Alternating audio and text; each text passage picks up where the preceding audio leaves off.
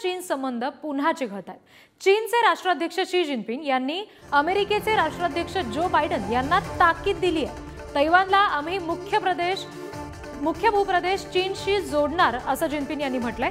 चीनच्या याच आक्रमक विस्तारवादी भूमिकेवरून अमेरिका कायमच नाराजी व्यक्त करत आलेली आहे आणि अशातच पुन्हा शी जिनपिंग यांनी गेल्या महिन्यात राष्ट्राध्यक्ष बायडन यांना अशा पद्धतीचा इशारा दिलेलाच होता। आंतरराष्ट्रीय घडामोडींचे अभ्यासक शैलेंद्र देवळणकर सध्या आपल्याशी जोडले गेले। शैलेंद्रजी, स्वागत आहे तुमचं पुढारी न्यूजवर। पुन्हा एकदा शी जिनपिंग यांनी इशारा दिलेला आहे बायडन यांना, तुम्ही कसं पाहता या सगळ्याकडे? आपण प्रामुख्याने लक्षात घेतलं पाहिजे आहे की अमेरिका आणि चीन यांच्यामध्ये अलीकडच्या काळामध्ये जो संघर्ष वाढतो आहे त्यामधलं एक महत्त्वाचं कारण म्हणून तैवानच्या प्रश्नाकडे आपल्याला पाहता येईल।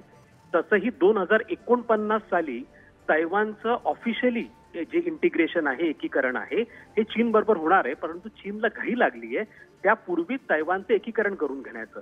आणि तैवान हा जो आहे हा अमेरिकेच्या हातातला हुकमी एक्का आहे आणि त्यामुळे अमेरिका कोणत्याही परिस्थितीमध्ये तैवानचं एकीकरण हे चीन बरोबर होऊ देणार नाही। याचं कारण असं आहे की तैवानच्या बाजूनी जी समुद्रधुनी जाते, ज्याला स्ट्रेट ऑफ तैवान असं म्हणतात, त्यामधनं अमेरिकेचे जे मित्र देश आहेत, दक्षिण कोरिया, जपान, यांना पश्चिम आशियामधनं जे तेल येतं ते स्ट्रेट ऑफ तैवान मधनं जपान आणि दक्षिण कोरियाकडे जातं। जर तैवानचं एकीकरण हे चीन बरोबर झालं तर स्ट्रेट ऑफ तैवान मध्ये एकतर चीन बंदी टाकेल, त्याच्यातलं जी मोठा शुल्क आहे ते वाढवेल किंवा तिथं अणुपरीक्षण देखील करू शकतं।